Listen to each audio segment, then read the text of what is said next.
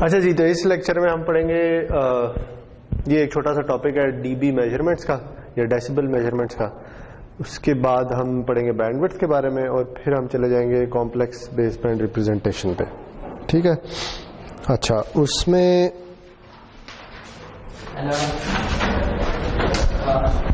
Communication systems में ना हम जब सिग्नल की पावर की बात करते हैं ना, तो वो हम यूजुअली वॉट्स में नहीं, वो डीबी में डिनोट करते होते हैं। ठीक है। उसकी वजह क्या है वो अभी समझ आ जाएगी। लेकिन डीबी असल में होता क्या है? डीबी जो है ना वो बेसिकली कोई दो क्वांटिटीज, जरूरी नहीं वो पावर ही हो, कोई भी दो क्वांटिटीज, हमारे केस में वो पावर है, से P1 और P2, इनकी रेशो को अगर आप लॉग डोमेन में रिप्रेजेंट कर रहे हैं ना, मतलब ये कि ये P1 P2 की रेशो है और इसका मैं लॉग ले लेता हूं बेस 10 के साथ और मल्टीप्लाई कर देता हूं 10 के साथ, तो इस पूरी कन्वर्जन को ना डीबी का यूनिट कहते हैं। ठीक है। से फॉर एग्जांपल P1 P2 के इक्वल है, अगर इक्वल है तो रेशो 1 आएगी। ठीक है जी। रेशो 1 आएगी तो उसका लॉग लेंगे तो क्या आएगा? लॉग 1 क्या होता है? हाँ, लॉग ऑफ 1 क्या होता है? लॉग ऑफ 1 0 होता है यार। ठीक है। लॉग होता क्या है? लॉग का मतलब यह है कि जिस बेस का लॉग ले रहे हैं, ठीक है, इस केस में 10 का ले रहे हैं, तो अगर आप लॉग ऑफ 1 निकाल रहे हैं ना, तो 10 की क्या पावर होगी कि 1 आ जाए? ये लॉग होता है। बात समझे? तो 10 की पावर 0 होगी तो 1 आएगा। ठीक है जी। तो log ऑफ 1 0 आ जाएगा, 0 को 10 से मल्टीप्लाई करेंगे 0 आ जाएगा, तो ये 0 dB बन जाएगा। ठीक है। यानी अगर क्वांटिटीज एक जैसी हैं तो 0 dB आ जाएगा। अच्छा, अब अगर P1 जो है वो P2 से 10 टाइम्स है, लार्जर है, तो फिर P1 और P2 10 आ जाएगा। उस केस में log लेंगे तो क्या आएगा? log ऑफ 10 1 आ जाएगा। ठीक है। क्योंकि 10 की पावर 1 इक्वल्स 10। सही हो गया। तो 1 इंटू 10 10 आ जाएगा, तो 10 dB हो जाएगा। यानी अगर P1 P2 से 10 गुना बड़ा है तो हम ये कहेंगे ये क्वांटिटी 10 dB के इक्वल है। सही है। तो देखिए हमने क्या कहा, P1 इक्वल्स P2 तो 0 dB, P1 equals 10 times P2 तो 10 dB, अगर P1 इक्वल्स 100 टाइम्स P2 हो तो फिर क्या आएगा? फिर ये रेशो क्या बनेगी? P1 और P2 क्या बनेगा? 100 बन जाएगा। ठीक है। और log ऑफ 100 क्या होगा? हाँ, तो 2 आएगा। ठीक है। log ऑफ 100 2 होगा, तो 2 इंटू 10 20 dB आ जाएगा। सही है। तो देखें जैसे जैसे मैं इधर 10 गुना इसको बढ़ाता जा रहा हूं, इधर 10 ऐड होते चले जा रहे हैं। ठीक है। अगर मैं यहां 1000 गुना कर दूं तो इधर क्या आएगा? क्या ख्याल है? इधर 30 dB आएगा। ठीक है। और अगर वो P1 equal 1 million times P2 तो फिर क्या आएगा? 1 मिलियन होता है 10 लाख, तो ये 60 dB हो जाएगा। ठीक है। 10 to the 6 होता है।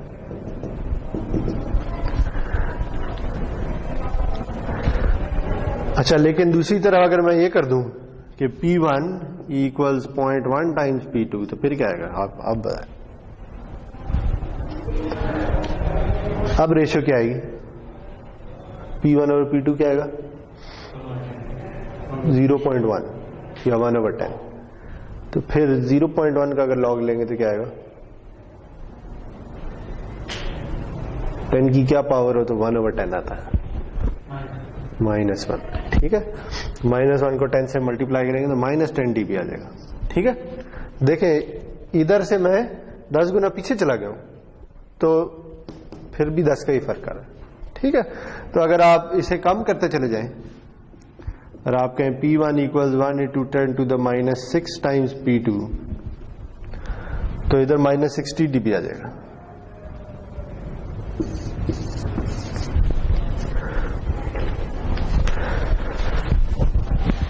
सही है।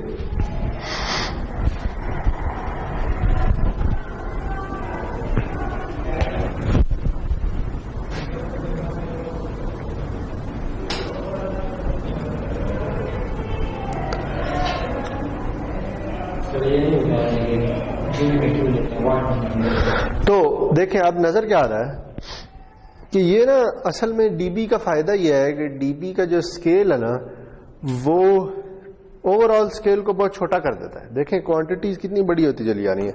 P1 जो है वो P2 से 10 लाख गुना बड़ा है, लेकिन डीबी स्केल में वो सिर्फ 60 है। दूसरी तरह यहां पे अगर आप देखें तो यहां पे P1 equals 1 micro of P2, ठीक है, यानी P1 P2 से कितना छोटा हो गया, लेकिन डीबी स्केल पे देखें तो -60 है। तो एक डीबी स्केल का फायदा यह है कि वो क्वांटिटीज को ना कंप्रेस कर देता है, ठीक है। यानी आप बजाय इसके कि अगर एक ही प्लॉट पे आप 1 मिलियन को भी देख रहे हैं और 1 माइक्रो को भी देख रहे हैं, तो अगर आप लीनियर स्केल पे प्लॉट करेंगे ना तो आपको बहुत बड़ा स्केल चाहिए होगा, लेकिन अगर आप डीबी स्केल पे प्लॉट करेंगे तो सिर्फ -60 से 60 तक जा रहे होंगे। समझ आई? तो एक तो ये फायदा है, ठीक है। अच्छा, लेकिन अब सवाल ये कि ये किस चीज की रेशो है, सही है। तो कम्युनिकेशन सिस्टम में ना हम यूजुअली P2 को ना कोई कांस्टेंट वैल्यू अज्यूम कर लेते हैं, ठीक है। P2 या तो 1 वॉट होगा या 1 मिली वॉट होगा, ठीक है। तो फिर हम ये देख रहे होंगे, देखें से फॉर एग्जांपल P2 जो है ना वो 1 वॉट है, हम पावर की बात कर रहे हैं सिग्नल की, ठीक है। तो फिर हम ये कहेंगे कि P1 जो है कोई सिग्नल है हमारे पास, उसकी पावर P1 है और हम उसकी पावर 1 वॉट के मुकाबले में देख रहे हैं कि कितने गुना है, ठीक है। अगर P1 किसी सिग्नल की पावर 10 वॉट है तो ये रेशो क्या बनेगी, ये भी 10 बन जाएगी, ठीक है। हम ये कहेंगे कि हमारे सिग्नल की पावर 1 वॉट के मुकाबले में 10 गुना ज्यादा है, ठीक है। तो P2 ना एक किस्म का रेफरेंस लेवल बन जाएगा, इसे कहते हैं रेफरेंस लेवल, यानी हम हर चीज को 1 वॉट के मुकाबले में देख रहे हैं, ठीक है। तो अगर मेरे सिग्नल की पावर 10 वॉट है तो मैं क्या करूंगा, अगर मैंने उसे डीबी में चेंज करना है तो मैं 10 डिवाइडेड बाय 1 करूंगा, लॉग लेके 10 ले लूंगा, तो वो आंसर 10 डीबी आ जाएगा, ठीक है। तो मैं कहूंगा कि मेरे सिग्नल की पावर अगर 10 वॉट है तो वो ऐसी है कि 10 डीबी है। अगर मेरे सिग्नल की पावर 100 वॉट है तो वो ऐसे ही है कि 20 डीबी है, ठीक है। तो अब मैं क्या कर रहा हूं, मैं अपने सिग्नल की पावर को वॉट की बजाय डीबी में एक्सप्रेस कर रहा हूं। अगर मेरे सिग्नल की पावर 1 किलो वॉट है तो 30 डीबी है, अगर मेरे सिग्नल की पावर 1 मेगावाट है तो 60 डीबी है, ठीक है। तो जब हम P2 को 1 वॉट ले लेना तो फिर हम ज्यादा एक्सप्लिसिटली ये कह देते हैं कि सिग्नल की पावर को हम dBW में एक्सप्रेस कर रहे हैं।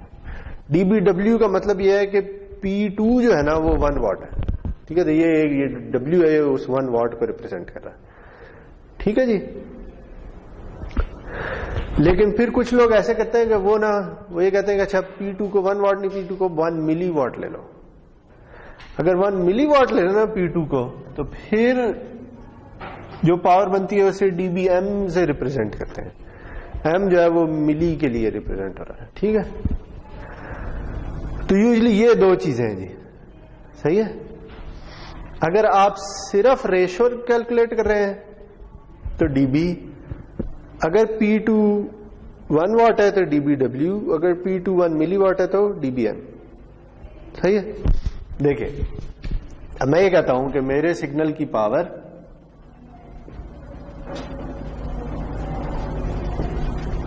1 वॉट है, सही है। और मैं आपसे कहता हूं कि इसे dBW में कन्वर्ट करते हैं, तो फिर आप क्या करेंगे, आप करेंगे 10 log of 1 watt divided by 1 watt। ठीक है, ये मेरे सिग्नल की पावर है और ये मेरा रेफरेंस लेवल है, ये P2 है। तो आंसर आ जाएगा 10 dB, नहीं सॉरी 0 dB। सही है, तो मुझे लेकिन अगर मैं इसी को मैं कहता हूं कि इसे आप dBm में रिप्रेजेंट करें तो फिर आप क्या करेंगे, फिर आपका रेफरेंस लेवल चेंज हो जाएगा। अब रेफरेंस लेवल 1 watt नहीं होगा बल्कि 1 milliwatt होगा। ठीक है, तो अब आंसर क्या आएगा, क्या ख्याल है, ये क्या बनेगा, 10 log 10 ऑफ watt तो निकाल दें, ये क्या बनेगा, ये ऊपर चला जाएगा तो क्या बनेगा 10 to the 3, तो आंसर क्या आएगा 30 dBm और ये है 0 dBW। सही है जी।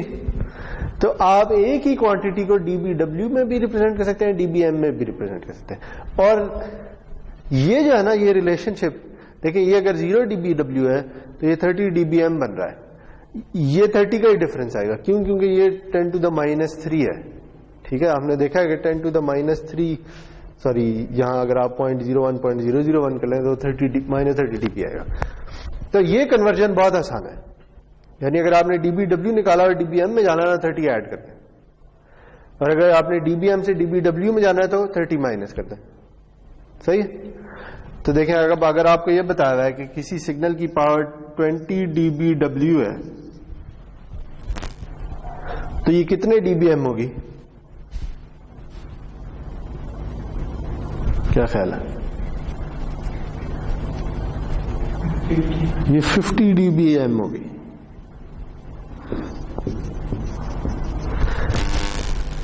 अगर किसी सिग्नल की पावर 20 dBW है तो dBm में कन्वर्ट करने के लिए आपने क्या करना है, सिर्फ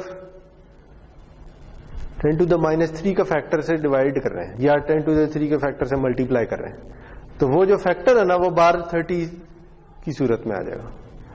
ठीक है, तो ये 20 जो है ये 50 बन जाएगा। लेकिन अगर आपने इसी को वॉट्स में करना है तो फिर क्या करेंगे, इस dBW को वॉट्स में कन्वर्ट करना है।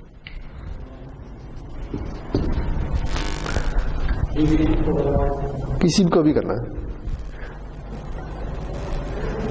तो फिर क्या करेंगे,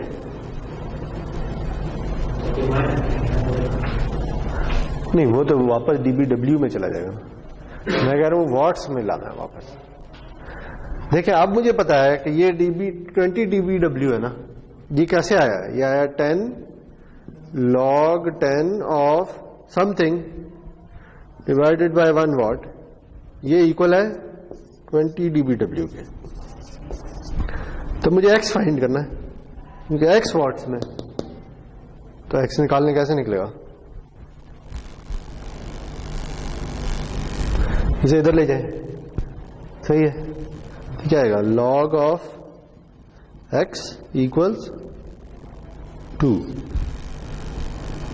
ये 10 को मैं इधर ले गया। ठीक है, और फिर इसका क्या लें, एंटी लॉग ले लें या 10 की पावर ले लें। जब 10 की पावर लेंगे तो यहां क्या आ जाएगा, x इक्वल्स 10 की पावर 2 इक्वल्स 100 वाट। बस मैं यही कैसे किया, लॉग का एंटी लॉग लेना नहीं आता, ऐसे लेते रहते हैं।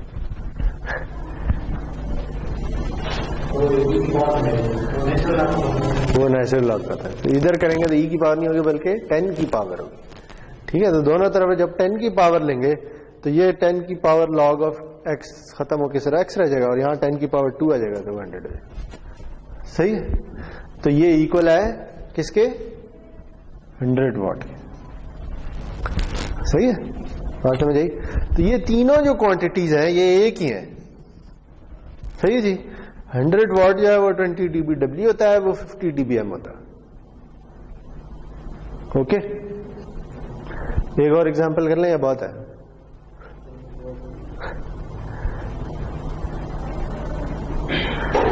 सही जी। तो पावर की यही 3 यूनिट्स हो सकते हैं, या वॉट्स में होगी या डब्ल्यू में होगी या डीबीएम में होगी।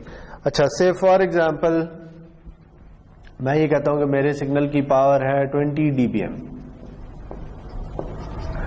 अब बताएं जी कि ये कितने डीबीडब्ल्यू है और कितने वॉट्स है, क्या ख्याल है?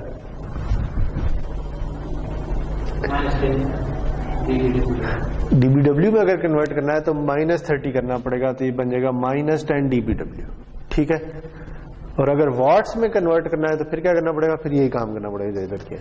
ठीक है, क्या है जी कि 10 log of x over 1 watt equals -10 DBW इस केस में। ठीक है। अब क्या 10 को 10 से डिवाइड किया तो इधर क्या आ गया -1, और फिर जब एंटी लॉग लेंगे तो यहां पे आएगा -1 और ये आ जाएगा 0.1 वाट। ठीक है जी, तो ये इक्वल होगा 0.1 वाट के।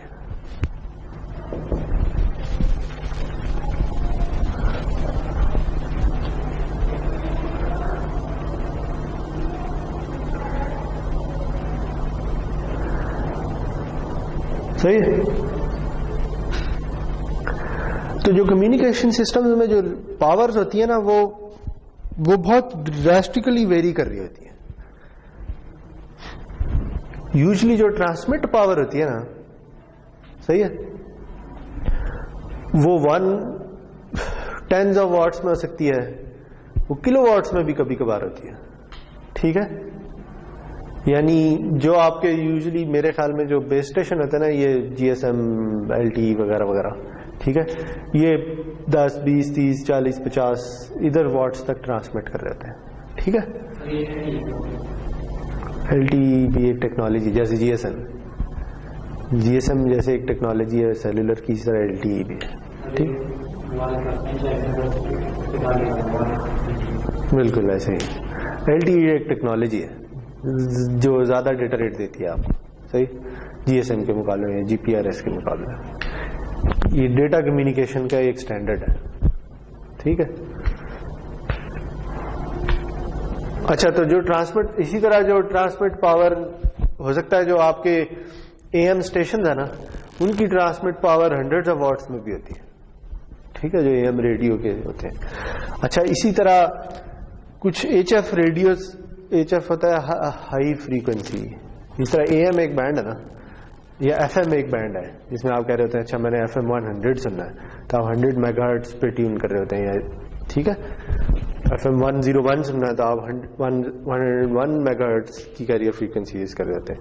इसी तरह एचएफ भी एक बैंड है, एचएफ होता है 3 to 30 मेगाहर्ट्ज। ठीक है। एचएफ में जो रेडियोज है ना, वो 1 किलोवाट तक ट्रांसमिट करते हैं। ठीक है, क्योंकि एचएफ में आप हो सकता है यहां से यूएस ट्रांसमिशन कर रहे हो, इतनी ज्यादा रेंज भी आपको मिल सकती है। अच्छा, तो देखिए आप ट्रांसमिट पावर जो है वो 10s of watts बल्कि किलोवाट्स में भी है, लेकिन जो रिसीव्ड पावर है ना, वो बहुत ही कम होती है। ठीक है। यूजुअली जो रिसीवर है ना, वो चल रहे होते हैं -50 dBm, -80 dBm, -90 dBm, इधर चल रहे होते हैं। देखें -90 dBm का क्या मतलब है। देखें फॉर एग्जांपल, अगर मैं ये एग्जांपल ले लूं, मेरा एक रिसीवर है जो -90 dBm तक की पावर पे चलता है।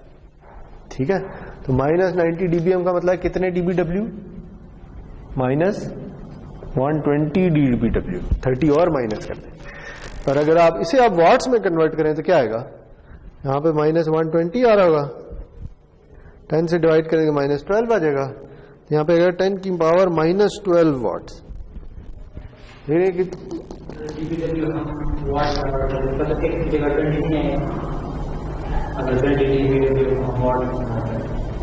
-120 को करूं,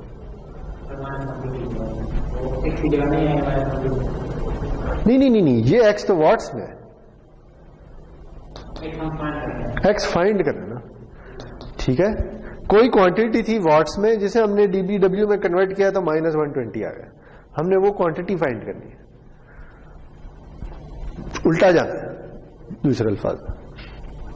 तो देखिए क्या पावर बन रही है, 10 to the minus 12, ये मुझे भी नहीं पता ये क्या होता है। 1 फेम्टो होता है शायद, नैनो 10 to the minus 9 होता है। ये 1 फेम्टो वॉट बनेगी, ठीक है। हाँ, पीको होती है, nano pico femto, sorry pico होती है यार, मैं गलत कहा, ठीक है। तो देखें ये यूजुअली जो LTE का रिसीवर है ना, वो इधर तक सिग्नल डिटेक्ट कर सकता है, इतना छोटा सिग्नल भी डिटेक्ट कर सकता है। तो देखें जो ट्रांसमिट पावर है वो 30-40 वॉट है, रिसीव्ड पावर क्या है 1 पिको वॉट, ठीक है। तो कम्युनिकेशन, ये एग्जांपल सर इसलिए दिया गया, कम्युनिकेशन सिस्टम में जो रिसीवर है ना उनमें और जो ट्रांसमीटर है उनकी पावर में बहुत ज्यादा फर्क होता है, ठीक है, कई गुना का फर्क होता है। तो फिर देखिए अब एक तरफ आप कह रहे हैं 50 वॉट और दूसरी तरफ कह रहे हैं 1 पिको वॉट, तो ये क्वांटिटीज बहुत छोटी होगी है। तो इसलिए डीबी स्केल पे जाने का फायदा है, क्योंकि डीबी स्केल में आप अगर 10 वॉट ट्रांसमिट पावर है ना तो वो 10 dBW बनेगी, ठीक है, और 1 पिको वॉट अगर रिसीव्ड पावर है तो वो माइनस 120 dBW बनेगी। देखें जो स्केल है जो इतना छोटे से इतने बड़े तक जा रहा है वो डीबी में थोड़ा मैनेजेबल हो गया, ठीक है। तो इसलिए डीबी में चीजें चल रही है। नहीं, ये जरूरी नहीं है, जितनी ये क्वांटिटी कम होगी ना इसका मतलब है रिसीव्ड पावर उतनी कम है, ठीक है। तो जितनी रिसीव्ड पावर कम होगी उतना मुश्किल होगा सिग्नल को डिटेक्ट करना। लेकिन एक आप समझ लें एक रिक्वायरमेंट है, अगर कोई बंदा LTE का रिसीवर बना रहा ना तो उसके लिए लाजमी है कि वो इतना छोटा सिग्नल डिटेक्ट कर सके, ठीक है। अगर वो नहीं कर सकता तो फिर उसका नुकसान ये है कि आपको ज्यादा ट्रांसमिट पावर चाहिए होगी ताकि रिसीव्ड पावर थोड़ी बढ़ जाए। जितनी ज्यादा ट्रांसमिट करेंगे उतनी ज्यादा रिसीव होगी ना, ठीक है। ये अभी आगे चल के हम पढ़ेंगे कि ये ट्रांसमिट पावर से रिसीव पावर निकाल कैसे सकते हैं, लेकिन अभी मैंने आपको ऐसी एग्जांपल दे दी है कि एक तरफ 10 dBW ट्रांसमिट हो रहा है और दूसरी तरफ -120 dBW रिसीवर है, तो क्वांटिटीज बहुत बड़ी से बहुत छोटी होगी, ठीक है।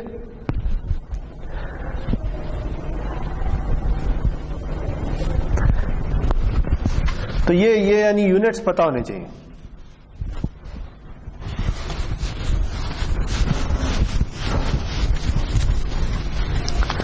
तो 10 गुना अगर आप चीज बढ़ा रहे हैं या 10 गुना कम कर रहे हैं तो क्या होगा, डीबी स्केल पे 10 ऐड हो जाएगा या 10 माइनस हो जाएगा, ठीक है। अच्छा, लेकिन अगर ये दो क्वांटिटीज डिफरेंट है ना तो फिर डीबी रहेगा, ठीक है। जैसे एक और कम्युनिकेशन सिस्टम में एक चीज होती है उसे कहते हैं सिग्नल टू नॉइज रेशो, ठीक है, जिसे SNR भी कहते होते हैं शॉर्ट करके। सिग्नल टू नॉइज रेशो जो है ना, जैसे नाम से जारी ये रेशो है, ठीक है, किसकी, सिग्नल पावर की और नॉइज पावर की, सही हो गया। से जैसे अभी मैंने कहा कि से आपकी जो रिसीव्ड पावर है ना, रिसीव्ड सिग्नल पावर जो है वो से -90 dBm है, ठीक है, जो कि अभी हमने निकाली कि वो है 1 पिको वॉट, सही हो गया, ओके। लेकिन रिसीवर पे नॉइज भी है, रिसीव साइड पे, और से जो रिसीवर पे जो नॉइज है ना, नॉइज पावर जो है वो है -100 dBm, ठीक है, जो कि 10 गुना और कम होके बन जाएगी। ये था 1 × 10⁻12, तो ये होगा 1 × 10⁻13, 10 गुना और कम हो जाएगी, ठीक है। तो ये जो SNR है ना, ये इन दोनों की रेशो है, ओके। यानी हम क्या कर रहे होंगे, signal power divided by noise power. अब चूंकि अगेन ये रेशो है तो हम क्या करेंगे, इसका लॉग लेकर n से मल्टीप्लाई कर देंगे। तो SNR जो है ना वो भी dB में रिप्रेजेंट होती है, ठीक है। लेकिन अब चूंकि यहां कोई रेफरेंस लेवल कोई नहीं है, ये जरूरी नहीं है कि नॉइज पावर हमेशा 1 वॉट हो, नॉइज पावर कुछ भी हो सकती है, रिसीव पावर भी कुछ भी हो सकती है। तो अब हम इसे dBW या dBm नहीं कहेंगे बल्कि सिंपल dB कहेंगे, ठीक है, जैसे इधर का था, क्योंकि अब ये क्या है, ये रेशियो है दो क्वांटिटीज की, दो पावर्स की, सही है। तो SNR जो है ना, इसका यूनिट क्या होगा, dB। लेकिन अगर हम पावर की बात करेंगे, यानी सिग्नल की पावर क्या है, तो उसे हम dBm या dBW में रिप्रेजेंट कर रहे हैं, ठीक है। तो अब अगर मैं इधर निकालना चाहूं SNR, तो मुझे क्या मिलेगा, 10 log of 1 into 10 to the minus 12 over 1 into 10 to the minus 13। तो ये क्या बनेगा, ये ऊपर चला जाएगा तो 10 बन जाएगा, log of 10 1 आ जाएगा और 10 से मल्टीप्लाई होके 10 आ जाएगा, तो ये 10 dB बन जाएगा, सही है। देखें अब 10 dB का क्या मतलब है, 10 dB का मतलब ये है कि सिग्नल की पावर नॉइज की पावर से 10 गुना ज्यादा है, ठीक है। और वो आपको यहां पे नजर भी आ रहा है, ये 10 to the minus 13 है, 10 to the minus 12। अगर ये 20 dB आ जाती तो फिर क्या होता, फिर सिग्नल की पावर नॉइज पावर से 100 गुना बड़ी होती, ठीक है। क्योंकि अगर dB में आप 10 ऐड करते हैं तो उधर 10 टाइम्स कर देते हो, ओके जी। हाँ, फिर नॉइज पावर ज्यादा होगा। अगर माइनस 10 dB हो तो इसका मतलब यह है कि नॉइज की पावर अब सिग्नल की पावर से 10 गुना ज्यादा है, ओके। तो इस तरह की जो रेशोज है ना, इसमें सिग्नल टू नॉइज रेशो भी होती है, सिग्नल टू इंटरफेरेंस रेशो भी होती है, signal to noise plus interference ratio भी होती है, उसे SNR, SIR, SINR मुख्तलिफ नाम देते रहते हैं। इनके सारों के यूनिट्स क्या होंगे, dB। रेशो को जब हम ये लॉग लेके 10 से मल्टीप्लाई करेंगे तो फिर dB में dB कह रहे होंगे, वैसे रेशो को कोई यूनिट नहीं, ठीक है। dB का सिर्फ मतलब यह है कि ये जो रेशो है ये डेसिबल स्केल में चेंज हुई है, बस, ठीक है।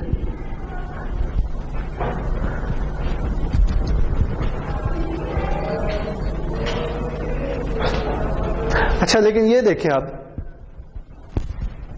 कि ये ना हम एक और तरीके से भी कैलकुलेट कर सकते हैं। आपको पता है अगर लॉग में डिवीजन हो रही हो तो क्या होता है, log of x over y equals log of x minus log of y, ठीक है। और log of x into y equals log of x plus log of y, ठीक है। तो अब ये देखें कि अगर मैंने यही कैलकुलेट करना है, सही है, तो मैं इसे ऐसे भी कैलकुलेट कर सकता हूं। ये देखें, 10 log 10 of s over n, मैंने शॉर्ट में s और n लिख दिया, ठीक है, equals 10 log 10 of s minus 10 log 10 of n। ये अब मैंने कैसे लिखा है, ये यूज करके, ठीक है। यही जो रेशो की कैलकुलेशन है इसे मैं ऐसे भी लिख सकता हूं। अब देखें, ये क्वांटिटी भी मुझे पता है और ये क्वांटिटी भी पता है। ये कितनी है, माइनस 90 dBm, और ये कितनी है, माइनस 100 dBm। तो आंसर क्या आएगा, 10 dB, ठीक है। तो देखें, एक और फायदा लॉग स्केल का, ये dB स्केल का ये है कि डिवीजन जो है वो सब्ट्रैक्शन में चेंज हो जाती है और जो मल्टीप्लिकेशन है वो एडिशन में चेंज होती है, सही है, बात समझ आई।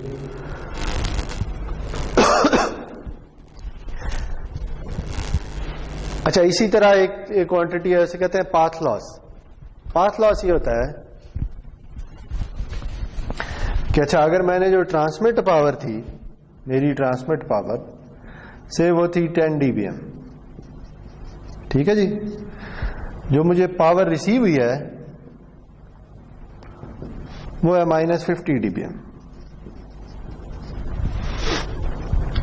देखिए, जब आप सिग्नल ट्रांसमिट करते हैं ना, खास तौर पे किसी एंटेना से, ठीक है जी, ये एक एंटेना लगा हुआ है और ये ना 10 dBm के सिग्नल को ट्रांसमिट कर रहा है, ठीक है। अब रिसीवर जो है ना वो से उस कोने पे लगा हुआ है, सही जी। अब इस एंटेना को तो बेचारे को नहीं पता कि रिसीवर उधर है या उधर है या उधर है, ठीक है। तो ये जो एंटेना है ना, ये हर तरफ ट्रांसमिट कर रहा होगा, ठीक है। अब जब ये हर तरफ ट्रांसमिट कर रहा होगा तो देखिए से फॉर एग्जांपल अगर ट्रांसमिशन यहां से हो रही है ना, तो ये ट्रांसमिशन जो भी सिग्नल की पावर है ये फैलती चली जाएगी। ठीक है, जैसे जैसे ये फैलती चली जाएगी ना, ये एक अगर आप स्फीयर अज्यूम कर लें कि जिस पे सिग्नल की पावर ट्रेवल करती जा रही है, तो इस या स्फीयर या बॉल, इस बॉल के किसी एक पॉइंट पे ना सिग्नल की पावर कम होती चली जाएगी जैसे आप ट्रेवल करते चले जाएंगे। बात समझ आ रही है? यानी ट्रांसमिट पावर या एनर्जी जो भी है वो तो कांस्टेंट है, सही। जितना ज्यादा आप डिस्टेंस ट्रेवल करते चले जाएंगे ना, उतनी पावर किसी एक पॉइंट पे कम होती चली जाएगी। ठीक है, बात समझ आई? यानी आपने यहां से ट्रांसमिट किया, आपको नहीं पता रिसीवर कहां पे है, रिसीवर अगर उस कोने में पड़ा हुआ है तो उधर जो सिग्नल रिसीव होगा उसकी पावर ट्रांसमिट पावर से कम होगी, क्योंकि जैसे जैसे सिग्नल ट्रेवल करता चला जाएगा ना उसकी पावर कम कम कम कम होती चली जाएगी। सही जी। तो ये जो ट्रांसमिट पावर से रिसीव्ड पावर तक जितनी पावर कम हुई है ना, इसे कहते हैं पाथ लॉस। ठीक है, अब पाथ लॉस क्या है? पाथ लॉस भी रेशो है। किसकी रेशो है? Transmit power over received power की। ठीक है, तो इसे भी हम डीबी में रिप्रेजेंट करेंगे। इसे कर देंगे log 10 into 10। सही है जी। तो ये क्या आएगा आपके ख्याल में? अब आपको पता है कि डीबी स्केल में अगर डिवीजन हो रही है तो डीबी स्केल में सब्ट्रैक्शन होगी। तो ये क्या आ जाएगा? ये आ जाएगा 10 माइनस 50, तो आ जाएगा 60 dB। ठीक है, तो अगर ट्रांसमिट पावर 10 dBm है, रिसीव पावर माइनस 50 dBm है, तो मैं कहूंगा मेरा पाथ लॉस 60 dB है। ठीक है, 60 का क्या मतलब है? उधर हमने कैलकुलेट किया 1 मिलियन। तो हुआ क्या है कि जो मेरी ट्रांसमिट पावर थी उसके मुकाबले में रिसीव्ड पावर 10 लाख गुना कम है। ठीक है, लेकिन 10 लाख को आप सिर्फ 60 से रिप्रेजेंट कर रहे हैं। ठीक है जी, तो इस पर कुछ ज्यादा टाइम लगा दिया, लेकिन चलें, कुछ आइडिया हो गया कि डीबी का क्या फायदा है। डीबी अगर रेशियो है दो मुख्तलिफ क्वांटिटीज की तो डीबी होगा। अगर हम पावर की बात कर रहे हैं तो डीबीडब्ल्यू या डीबी एम होगा। ओके, चलें जी आगे चलें।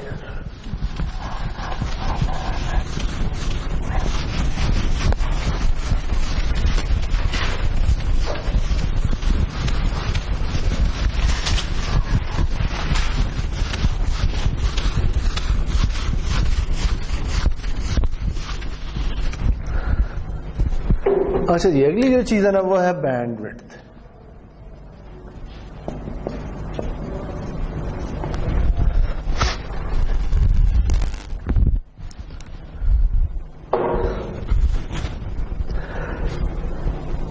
अच्छा जी, अभी तक हम जो बैंडविड्थ पढ़ते आए हैं वो ना हम बैंडविड्थ का हमें कैसे पता चलता है? बैंडविड्थ क्या होती है? कुछ आइडिया है? ये सिग्नल की बैंडविड्थ की बात हो रही है। बैंडविड्थ क्या होती है?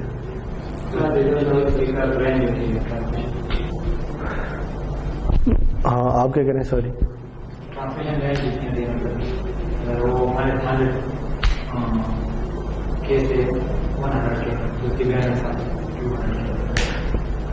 अच्छा, सिग्नल की ना बैंडविड्थ ये होती है, अगर आपके पास कोई सिग्नल है XT, सिग्नल सिस्टम्स की टर्म्स में बात हो रही है। ठीक है, अगर आपके पास कोई सिग्नल है XT और आप उसका फोरियर ट्रांसफॉर्म ले लेते हैं x of f।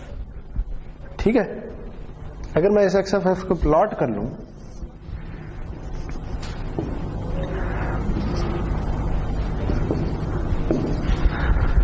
ठीक, तो ये x of f जिस फ्रीक्वेंसी से लेकर जिस फ्रीक्वेंसी तक नॉन जीरो है ना, ठीक है, इस पूरे बैंड को मैं कह देता हूं ये उसकी बैंडविड्थ है।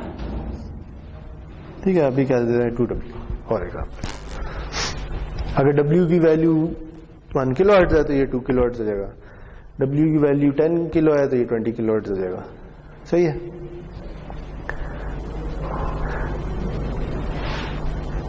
तो बैंडविड्थ को हम यूं डिफाइन करते होते हैं। ठीक है, अच्छा, इसमें कुछ लोग जो है ना 1 साइडेड और 2 साइडेड की भी बात करते हैं, शायद मैं पहले भी कह चुका हूं। कुछ लोग इसे ऐसे भी लेते होते हैं, ठीक है, कहते हैं कि सिग्नल की bandwidth one sided bandwidth W है, ठीक है। ये हम पहले कह चुके हैं, नहीं कह चुके? मैंने कहा था कि अच्छा अगर सिग्नल रियल हो तो उसका फोरियर ट्रांसफॉर्म कॉन्जुगेट सिमेट्रिक होता है, याद है? जो इधर होता है वही इधर भी होता है, तो फिर उस केस में हम सिर्फ वन साइडेड बैंडविड्थ की बात करते होते हैं, ठीक है, क्योंकि आपको पता है कि दूसरी तरफ जो इन्फॉर्मेशन है वो वही है, यानी जो पॉजिटिव फ्रीक्वेंसीज पे एक्स की वैल्यू नेगेटिव पे भी वही है, तो हम सिर्फ पॉजिटिव वाली ले लेते हैं, ठीक है। तो अगर सिग्नल रियल है तो वन साइडेड बैंडविड्थ होगी, अगर सिग्नल कॉम्प्लेक्स है तो टू साइडेड बैंडविड्थ होगी, ठीक है। अच्छा, अब ये देखें कि ना एक सिग्नल कुछ इस तरह का है,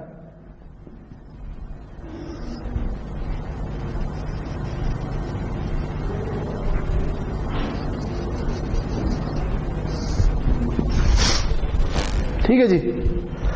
से ये वैल्यू है -1 के, ये वैल्यू है -10 के, ये वैल्यू है 1 के और ये वैल्यू है 10 के, ठीक है। तो इसकी बैंडविड्थ क्या है? अभी जो हमने उधर जिस तरह उधर डिफाइन किया था, इधर क्या होगी? 20 के, ठीक है। और अगर वन साइडेड बैंडविड्थ लें वो कितनी होगी? 10 के, सही है जी। तो देखिए अब ये सिग्नल जो है ना, इसकी वन साइडेड बैंडविड्थ तो 10 किलोहर्ट्ज है, सही है, लेकिन इसके साथ एक मसला है। मसला ये है कि इसकी जो ज्यादातर इंफॉर्मेशन है ना वो इधर है, ठीक है, सही है जी। से ये जो है ना ये किसी सिग्नल का एनर्जी स्पेक्ट्रम है, ठीक है। एनर्जी स्पेक्ट्रम कैसे निकालते हैं हम पिछली लेक्चर में देख चुके हैं कि फोरियर ट्रांसफॉर्म का मैग्नीट्यूड स्क्वायर ले, ठीक है जी। यानी यही जो एक्स ऑफ टी का एक्स ऑफ एफ में कन्वर्ट किया ना, इसका मैग्नीट्यूड स्क्वायर ले लें तो उसे एनर्जी स्पेक्ट्रम कहते होते हैं, अगर ये सिग्नल एनर्जी सिग्नल। अच्छा, तो अब अगर बात करें, और हम ये देख चुके हैं कि सिग्नल की टोटल एनर्जी कैसे निकलती है, अगर आप इस एनर्जी स्पेक्ट्रम को इंटीग्रेट कर देना तो ये आपको टोटल एनर्जी मिल जाएगी ई ऑफ एक्स, जो इस एक्स ऑफ टी की एनर्जी। अच्छा, तो अब अगर आप ये देखें कि इस सिग्नल में टोटल एनर्जी है ई ऑफ एक्स, ठीक है, लेकिन ये शेप हमें ये बता रही है कि इसकी ज्यादातर एनर्जी इधर बैठी हुई है, -1 के से 1 के तरफ, ठीक है। तो जब हम इस सिग्नल को ट्रांसमिट, अगर हमने इस सिग्नल को एक जगह से दूसरी जगह पे ट्रांसमिट करना ना,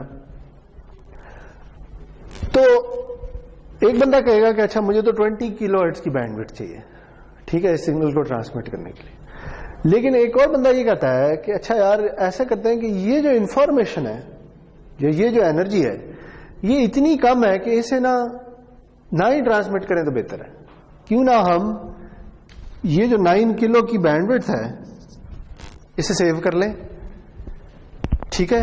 नुकसान क्या होगा कि ये जो इंफॉर्मेशन है ये लूज हो जाएगी, सही है जी। जैसे फॉर एग्जांपल अगर आप वॉइस ट्रांसमिट कर रहे हैं, से मैं ऐसी एग्जांपल ले रहा हूं, ये किसी ना वॉइस सिग्नल का एनर्जी स्पेक्ट्रम है, ठीक है। तो अगर आपने ये वाली इंफॉर्मेशन ट्रांसमिट नहीं की तो हो सकता है जो वॉइस आपको रिसीव होगी ना, उसमें थोड़ी करप्ट हो जाए, उसमें शां शूं की आवाजें आ रही हैं या कुछ इस तरह की, लेकिन फिर भी आप सुन सकते हैं कि क्या रिसीव है, जैसे अक्सर औकात एफएम में हो रहा होता है, ठीक है। तो यानी अगर आप ये इंफॉर्मेशन नहीं भी ट्रांसमिट करते तो आपका सिग्नल एडिक्वेटली रिसीव हो जाएगा, यानी ठीक रिसीव हो जाएगा, बहुत अच्छा नहीं होगा लेकिन ठीक हो जाएगा, सही है।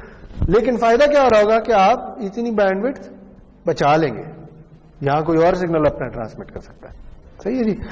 तो इसलिए ना जो कम्युनिकेशन सिस्टम्स है ना, उनमें बैंडविड्थ की डेफिनेशन जो है वो थोड़ी डिफरेंट होती है, सही है।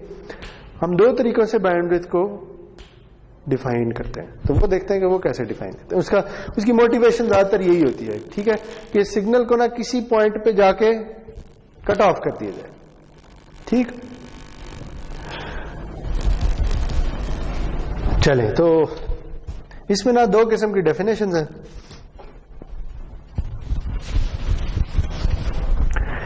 एक डेफिनेशन को कहते हैं जी एक्स बीबी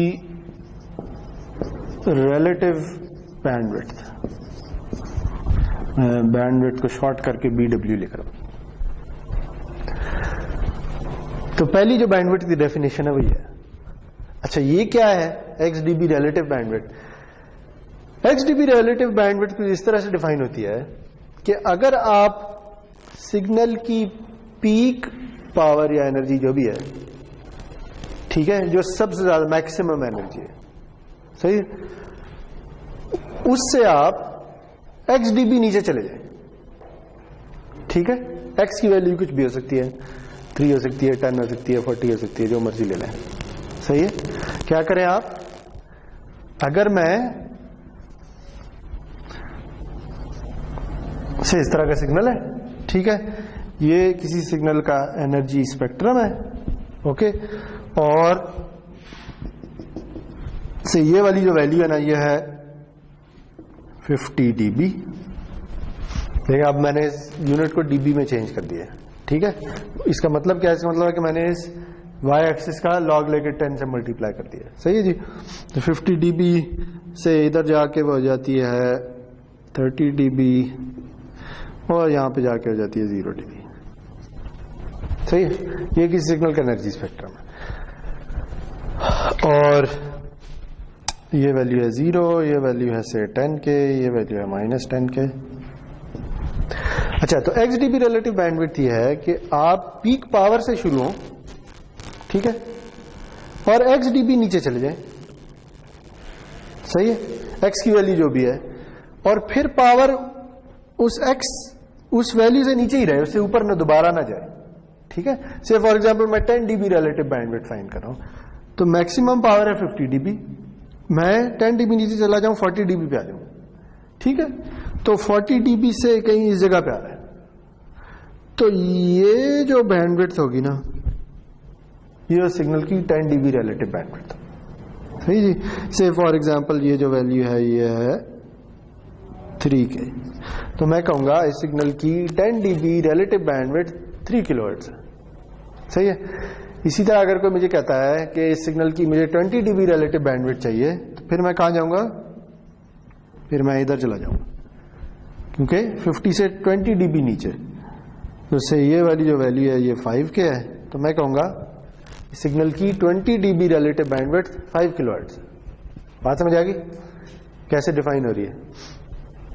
यानी जो भी पीक पावर है उससे 2 dB 10 dB जितने भी स्पेसिफाई हुआ उतने नीचे चले जाएं, फिर वो देखें वो फ्रीक्वेंसी में क्या है, उतनी bandwidth x dB relative bandwidth. तो यूजुअली हम 3 dB रिलेटिव बैंडविड्थ लेते हैं या 40 dB रिलेटिव बैंडविड्थ लेते हैं। अच्छा, 3 dB का जो फिगर है ना, ये इंपॉर्टेंट है। 3 dBW से फॉर एग्जांपल, या 3 dB इन जनरल। 3 dB देखते हैं कब आता है, सही है जी। तो फॉर एग्जांपल मैं ये कहता हूं कि मेरी SNR जो है ना वो 3 dB है, सही है। तो इसका क्या मतलब है? इसका मतलब जैसे मैं कहता हूं 10 dB SNR का मतलब मेरा सिग्नल नॉइज से 10 गुना बड़ा है, तो 3 dB का क्या मतलब है? 3 dB का मतलब यह है जी कि आपने क्या किया है, आपने 10 log ऑफ S/N कैलकुलेट किया है और वो 3 आ गया, ऐसे ही है ना, ठीक है। तो इसका मैं अगर इनवर्स ले लूं तो ये 10 इधर खत्म होकर इधर 0.3 आ जाएगा, ठीक है, और 10 की पावर 0.3 अगर ले लूं तो मुझे क्या मिलेगा, S/N, ठीक है। तो 10 की पावर 0.3 क्या होती है? 10 की पावर 0.3 होती है जी, सॉरी 1.9995 नियरली इक्वल टू 2, ठीक है। तो 3 dB का मतलब होता है 2 गुना, सही है जी। तो 3 dB इसलिए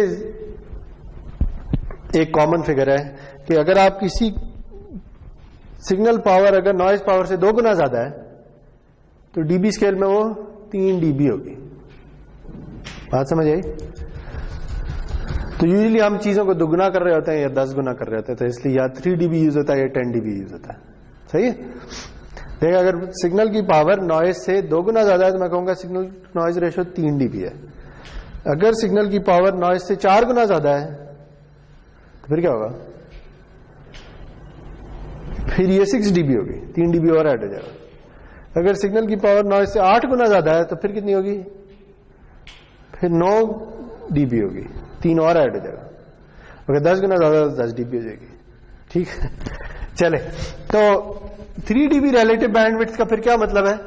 3 dB रिलेटिव बैंडविड्थ का मतलब है कि जो मैक्सिमम पावर है उससे आधा नीचे।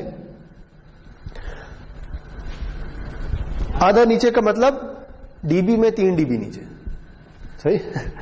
ठीक है जी, चले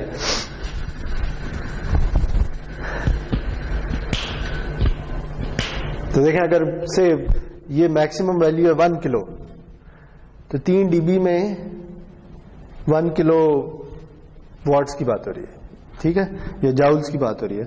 तो 3 dB में आप 1 किलो से 500 पे आ रहे होंगे। ठीक है, अगर लीनियर स्केल की बात हो रही है। अगर dB में आप 3 dB नीचे आ रहे हो।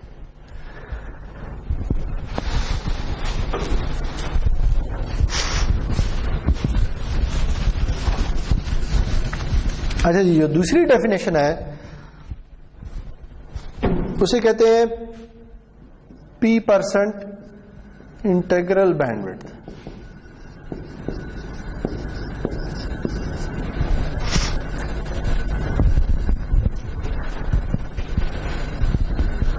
P% इंटीग्रल बैंडविड्थ क्या होती है? वो कुछ इस तरह की चीज है।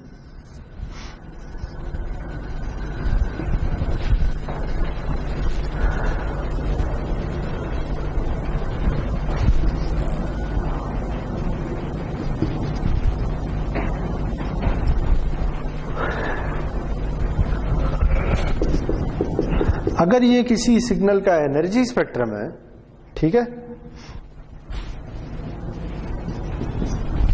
ठीक, मुझे पता है कि अगर मैं सारे को इंटीग्रेट कर दूं तो मुझे क्या मिलेगा? मुझे वापस से सिग्नल की एनर्जी मिलेगी। ठीक है, तो P% इंटीग्रल बैंडविड्थ ये है जी कि मैं इतना इंटीग्रेट करूं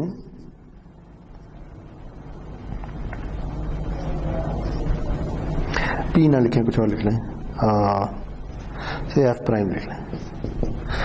मैं इतना इंटीग्रेट करूं कि मुझे जो वैल्यू मिलती है वो P% हो एनर्जी का। मतलब ये कि से फॉर एग्जांपल मैंने 90% इंटीग्रल बैंडविड्थ फाइंड करनी है। ठीक है, ओके, तो मैं कितना इंटीग्रेट करूं ताकि मेरे पास जो एनर्जी है वो 0.9 टाइम्स EX आ जाए। ठीक है, अगर 100 टाइम्स EX करेंगे तो फिर तो ये जितनी बैंडविड्थ है वो आ जाएगी। ठीक है, से फॉर एग्जांपल ये सिग्नल है आपका। ठीक है जी, ये कोई भी वैल्यू है, से फॉर एग्जांपल वही 50 dB जो पहले ली थी वही है। ठीक है जी, और इस सिग्नल की जो टोटल एनर्जी है ना वो से है, मैं ऐसी एग्जांपल ले रहा हूं, वो आ जाती है 1 मेगावाट। अगर एनर्जी है तो 1 मेगा जाउल होगी। ठीक है, तो अब P% इंटीग्रल बैंडविड्थ का मतलब यह है कि अगर मैं 90% इंटीग्रल बैंडविड्थ फाइंड कर रहा हूं तो मैं क्या करूंगा, यहां से ना इंटीग्रेट करना शुरू कर दूंगा, करता जाऊंगा। जब मुझे 0.9 मेगा जाउल्स मिल जाएगा ना, वहां पे रुक जाऊंगा। ठीक है, से मुझे ना अगर मैं इतना इंटीग्रेट कर लूं एनर्जी स्पेक्ट्रम को तो मुझे 0.9 टाइम्स 1 मेगा जाउल मिल जाता है। तो मैं कहूंगा कि इस सिग्नल की जो बैंडविड्थ है ना वो इतनी, से वो 600 आती है तो मैं कहूंगा 600 हर्ट्ज। ठीक है जी, इन दोनों की ना एक एग्जांपल कर लेते हैं। सही है,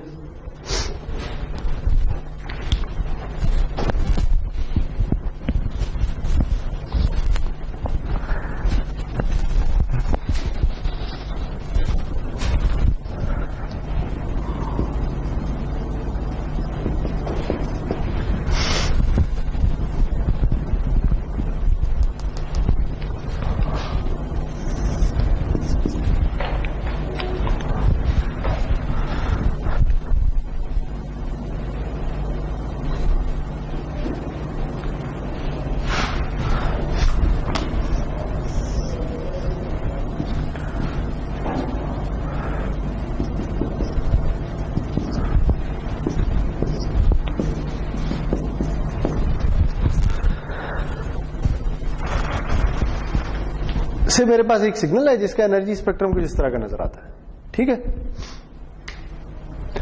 और मुझे ना इसकी 3 dB रिलेटिव बैंडविड्थ फाइंड करनी है।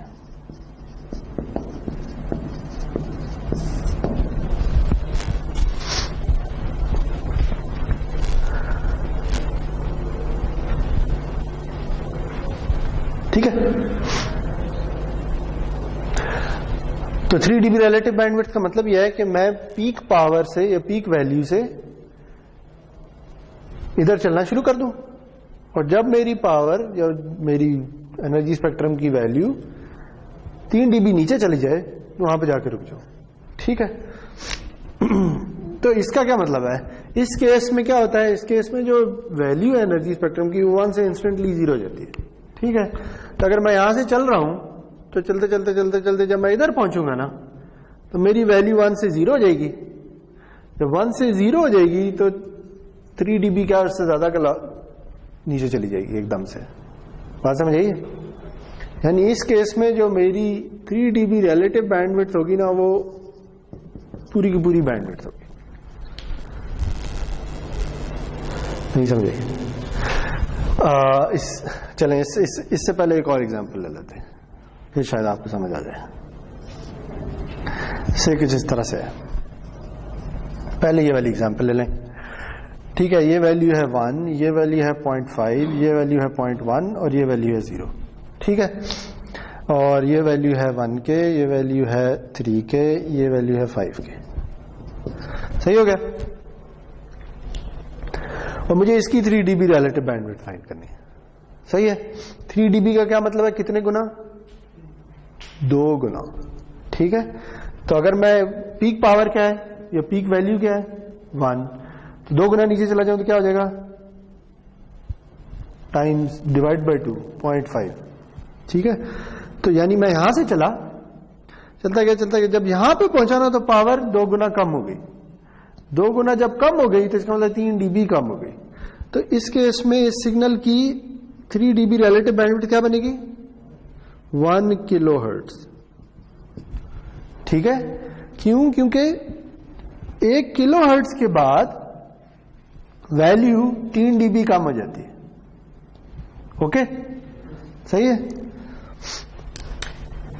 अगर इसी सिग्नल की 10 dB रिलेटिव बैंडविड्थ फाइंड करनी है तो फिर क्या करना होगा, 10 dB का मतलब है कितने गुना, 10 गुना, ठीक है। तो अब अगर मैं पीक वैल्यू से शुरू होता हूं, ये अभी कैलकुलेट किया था यार, देखिए 10 log of 2 जो है ना वो होता है 3 dB, और 10 log of 10 जो है ना वो क्या होता है 10 dB, सही है। लॉग स्केल ऐसे चलता होता है कि अगर 2 गुना है तो वो 3 dB होगा, 10 गुना है तो वो 10 dB होगा, सही है।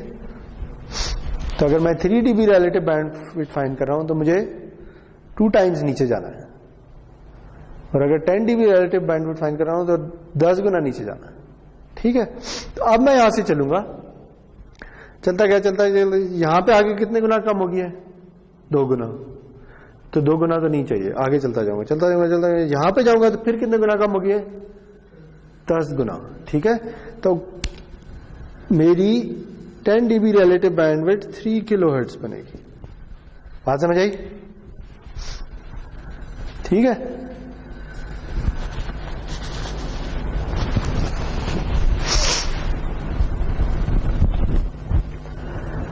अब अगर मुझे 20 dB रिलेटिव बैंडविड्थ चाहिए तो फिर क्या होगी, 20 dB का मतलब है 100 गुना, नहीं यहां पे तो आके वो 10 गुना होती है, मुझे 100 गुना चाहिए। तो आगे चलता जाऊंगा, यहां पे जाके 0 हो गई है, तो इससे ज्यादा कम तो हो ही नहीं सकती, तो इसलिए जो 20 dB रिलेटिव बैंडविड्थ है वो 5 किलोहर्ट्ज है, ठीक है, क्योंकि इससे आगे तो कोई वैल्यू ही नहीं है, ओके। ये एग्जांपल समझ आई। तो अब बताएं इधर 3 dB रिलेटिव बैंडविड्थ क्या होगी, 1 के। इधर 10 dB रिलेटिव बैंडविड्थ क्या होगी, वो भी 1 के होगी, 20 dB रिलेटिव बैंडविड्थ 1 के होगी, ठीक है, सारी की सारी 1 के होंगी। क्यों? क्योंकि जब आप यहां से यहां जाते हैं तो इंस्टेंटली सिग्नल जो है वो 0 हो जाता है। सही है, चलें, गुड। अगर ये समझ आ गई है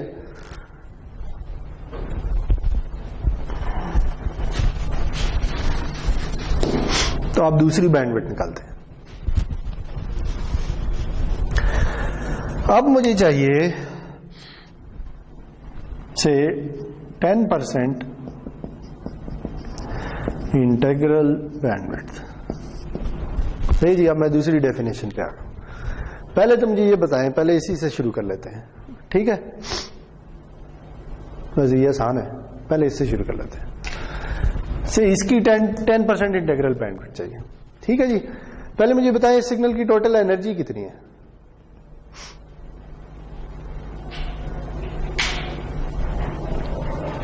इसकी टोटल एनर्जी कैसे निकालेंगे? एनर्जी स्पेक्ट्रम से टोटल एनर्जी कैसे निकालते हैं? इंटीग्रेट करते हैं। अगर मैं इस सारे को इंटीग्रेट कर दूं तो मुझे टोटल एनर्जी मिल जाएगी। सही है, तो बताएं जी, इसे इंटीग्रेट करने में क्या आंसर आएगा?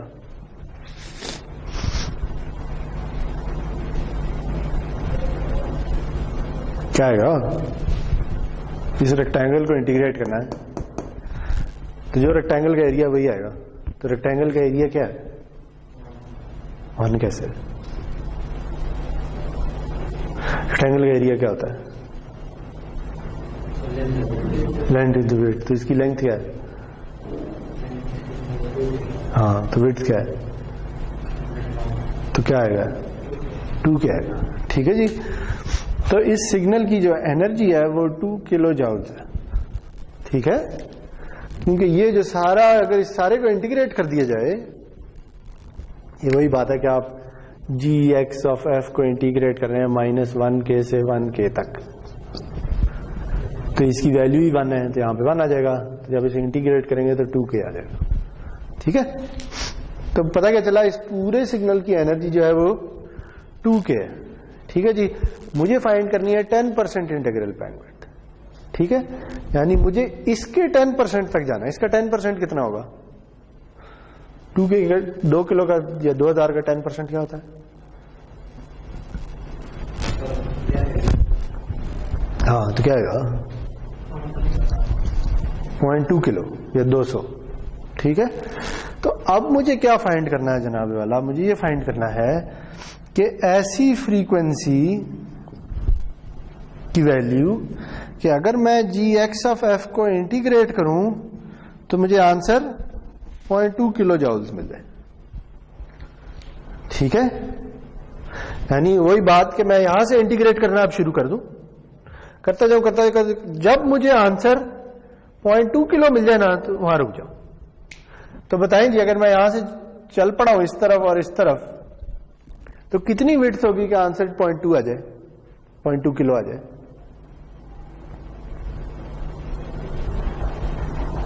ये भी एक रेक्टेंगल ही है ना, रेक्टेंगुलर की विड्थ बढ़ती जा रही है। विड्थ जितनी रखनी है कि आंसर 0.2 किलो आ जाए, तो विड्थ भी 0.2 ही होगी, ठीक है। अगर विड्थ 0.2 है तो इधर वैल्यू क्या होगी? 0.1 के हो जाएगी, फिर -0.1 के हो जाएगी। बात समझ आई? यानी अगर मैं -0.1 किलो से 0.1 किलो तक gx ऑफ f को इंटीग्रेट कर दूं तो मुझे आंसर मिलता है 0.2 किलो जूल, ठीक है। तो इसलिए इस सिग्नल की 10% इंटीग्रल बैंडविड्थ 0.1 किलो हर्ट्ज होगी, ये वाली वैल्यू होगी, ठीक है। इसे कहते हैं 10% इंटीग्रल बैंड या p% इंटीग्रल बैंडविड्थ।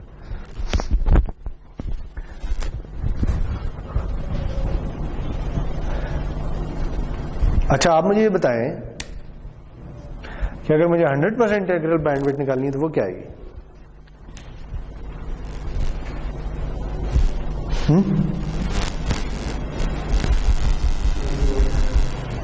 100% क्या होता है किसी चीज का?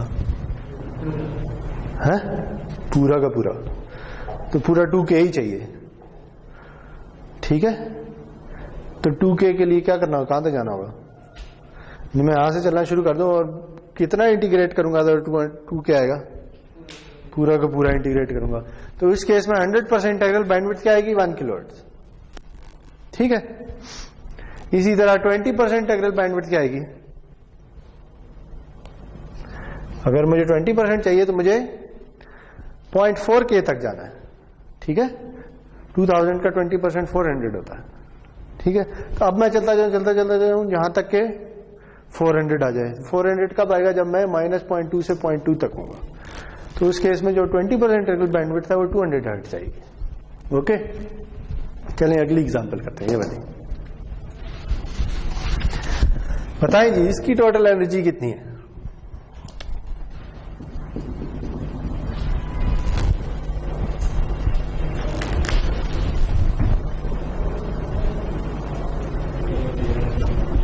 बताएं जी, कैसे निकालूंगा? ठीक है, इंटीग्रेशन बाय पार्ट्स कर लें। मुझे करना ये है,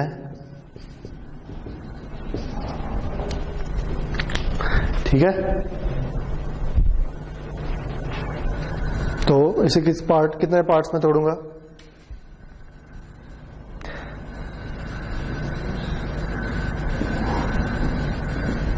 हाँ,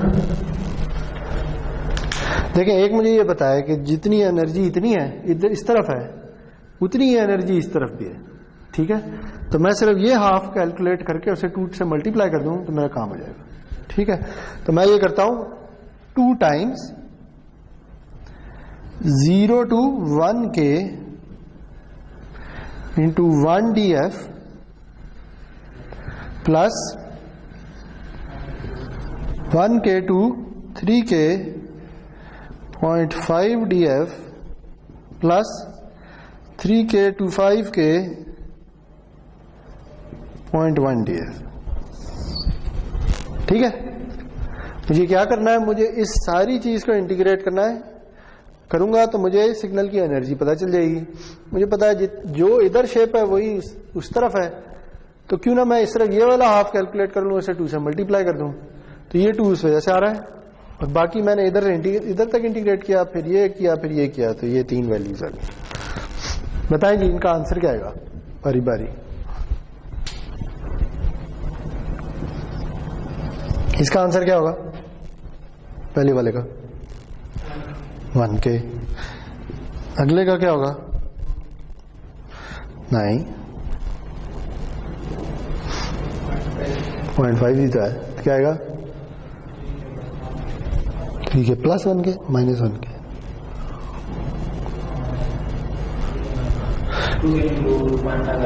तो ये भी 1k आ जाएगा। ठीक है, और ये क्या आएगा?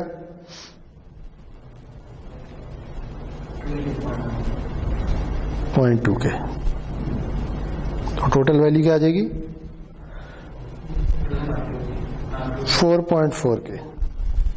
ठीक है, ये ना, ये रेक्टेंगल्स ही है ना, इस रेक्टेंगल का एरिया बनेगा 1k, इसका भी 1k और इसका 0.2k, तो टोटल 4.4 आ जाएगा। ठीक है, ये तो मुझे पता लगा कि टोटल एनर्जी कितनी है? 4.4k। ठीक है, अब मुझे कोई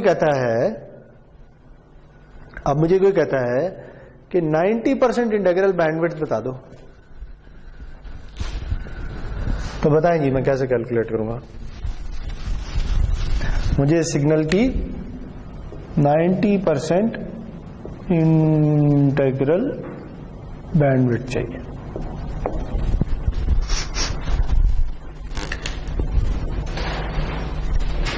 तो मुझे क्या करना है? मुझे gx(f) को इंटीग्रेट करना है किसी वैल्यू f प्राइम से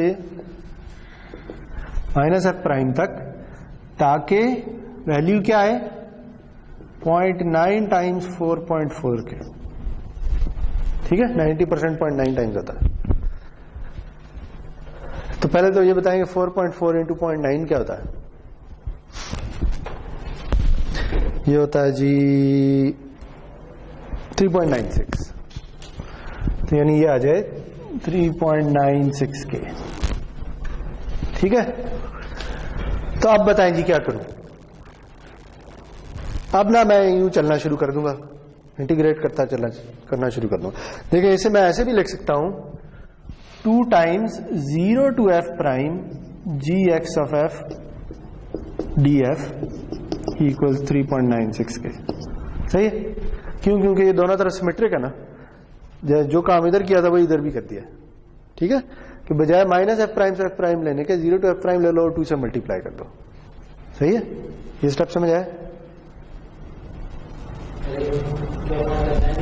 देखिए 90% इंटीग्रल बैंडविड्थ फाइंड करनी है, यानी यहां से चल पड़ो, इंटीग्रेट करते जाओ यहां तक के एनर्जी, टोटल एनर्जी के 90% हो जाए।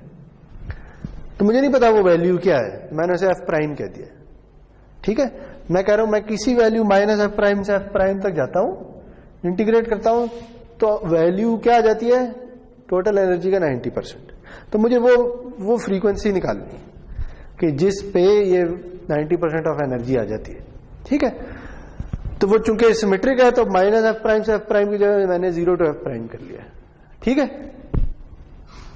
तो ये 2 इधर चला जाएगा, तो ये बन जाएगा 0 to f prime G X of F D F equals 1.98 K. ठीक है, ऐसे ही होगा ना, 2 से डिवाइड करें तो क्या आएगा? 1.98 आ जाएगा ना। तो अब ये देखें मुझे क्या करना है, मैं यहां से इंटीग्रेट करता चला जाऊं। ठीक है, इतना इंटीग्रेट करूं कि वैल्यू 1.98 के आ जाए। ठीक है, अब देखिए मुझे पता है यहां से अगर मैं यहां तक इंटीग्रेट करता हूं तो क्या आंसर आता है?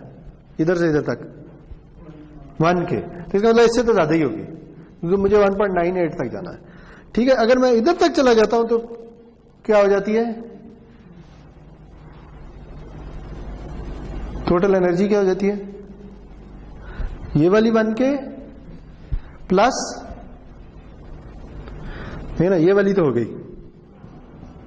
ठीक है, इस टोटल में कितनी एनर्जी है? 1 के इक्वल, क्योंकि ये जो पहला हाफ इंटीग्रेट किया था इसका आंसर 1 के आ रहा था।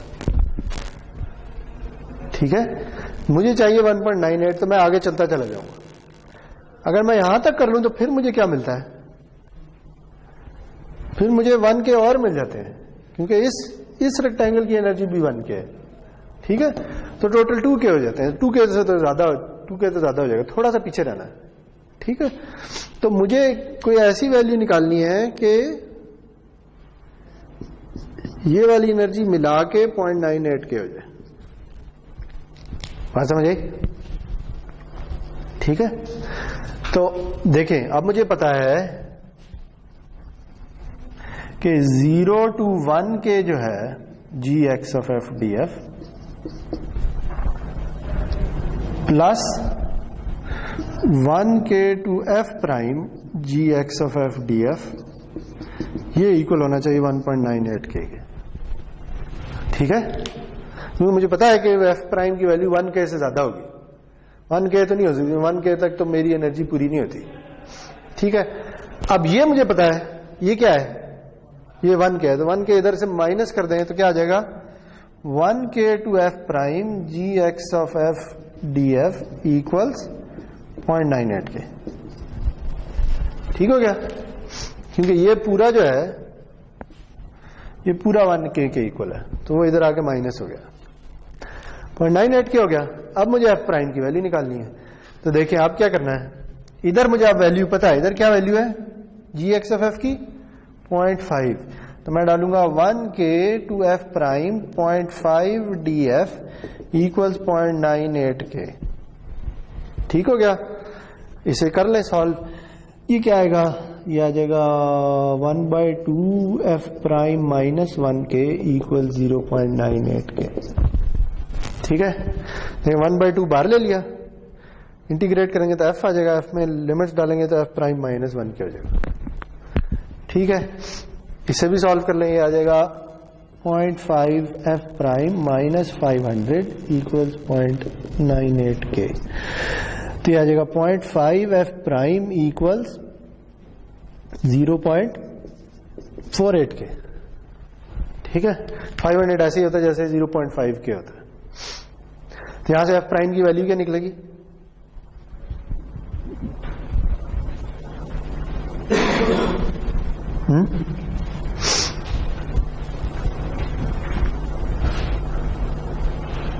सॉरी मैंने गलत किया, ये ऐड हो गया था जाके, मैंने सब्ट्रैक्ट कर दिया। ये इधर जाके ऐड होगा तो क्या बनेगा? 0.98 के प्लस 0.5 के, सॉरी, ठीक है। तो ये क्या बनेगा? ये बन जाएगा 1.48 के,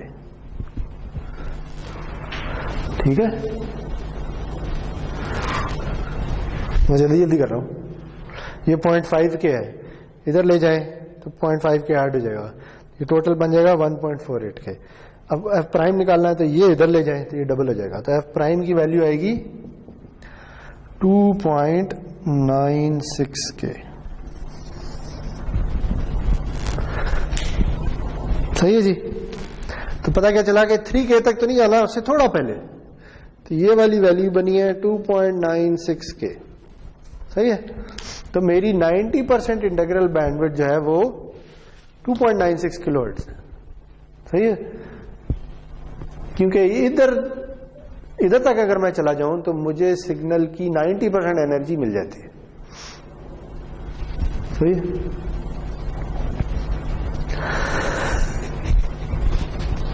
तो अब अगर आपको कोई भी एनर्जी स्पेक्ट्रम दे दिया जाए तो आप निकाल सकते हैं उसकी एक्सडीबी रिलेटिव बैंडविड्थ और ये वो, सही है।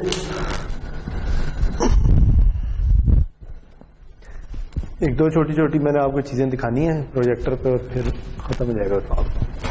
सॉरी।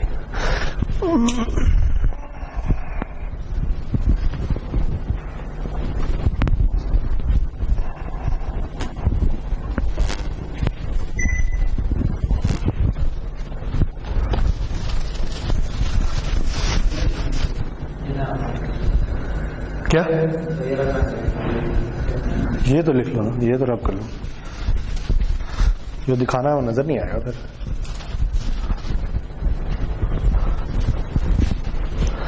चलो लिखें आप जल्दी जल्दी।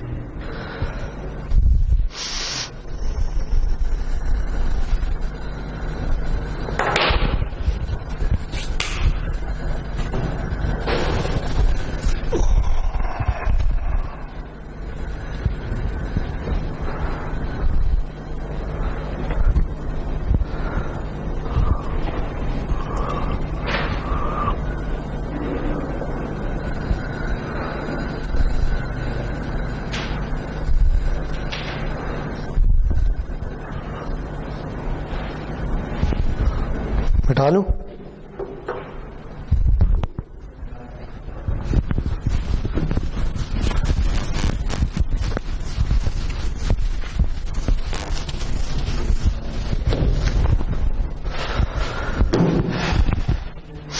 अच्छा ये देखिए, ये दो ना एनर्जी स्पेक्ट्रम प्लॉट हुआ है, ठीक है।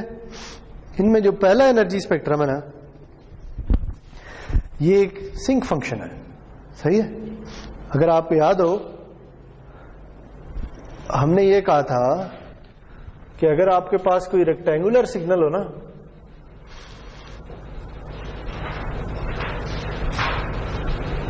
इस तरह का सिग्नल हो, इसका अगर आपने एनर्जी स्पेक्ट्रम फाइंड करना है तो आप क्या करेंगे? इस सिग्नल का फोरियर ट्रांसफॉर्म लेंगे, ठीक है। सिग्नल का फोरियर ट्रांसफॉर्म एक सिंक फंक्शन आता है, ये हम निकाल चुके हैं, ठीक है। उस सिंक फंक्शन का अगर आप मैग्नीट्यूड स्क्वायर लेके प्लॉट कर लें तो वो ये प्लॉट हुआ है, ठीक है। इसकी एक साइड प्लॉट हुई है पॉजिटिव वाली। देखें जो स्केल है ये डीबी में 0 से शुरू हो रहा है, 0 डीबी का मतलब 1, ठीक है, और फिर नीचे चलता चला जा रहा है, ओके। अब इसमें अगर हमने से फॉर एग्जांपल मैंने फाइंड करनी है -40 dB रिलेटिव बैंडविड्थ, तो मैं कैसे फाइंड करूंगा? देखिए पीक वैल्यू ये है, ठीक है। इससे 40 dB नीचे चले जाओ, इससे 40 dB नीचे चले जाओ, इधर आ जाएंगे, ठीक है। अगर इधर आ जाएंगे तो अब ये देखना है कि ये किस फ्रीक्वेंसी पे आ रहा है।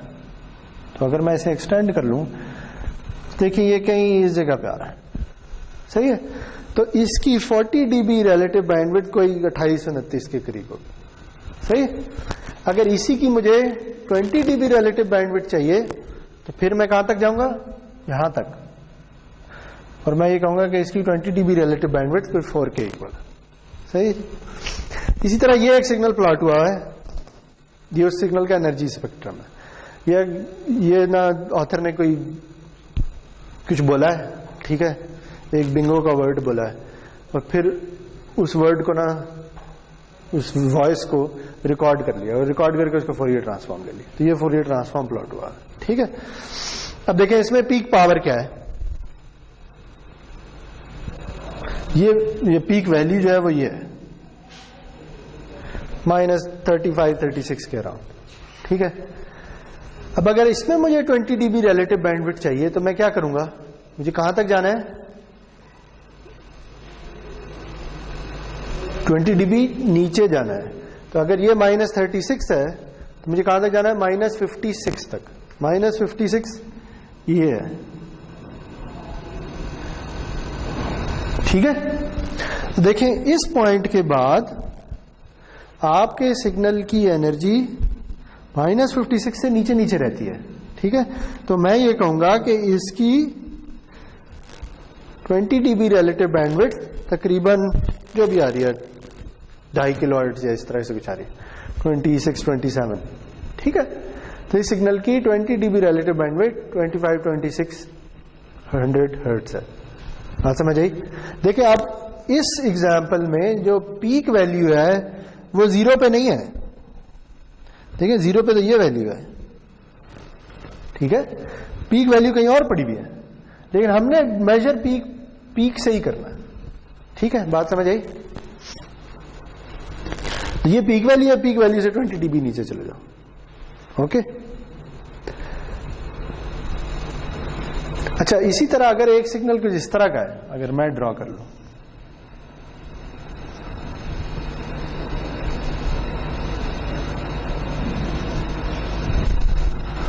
ठीक है जी, ये वैल्यू है 0, ये वैल्यू है -30, ये वैल्यू है -10, और मुझे चाहिए -20 dB रिलेटिव बैंडविड्थ, ठीक है जी, ये 0 है।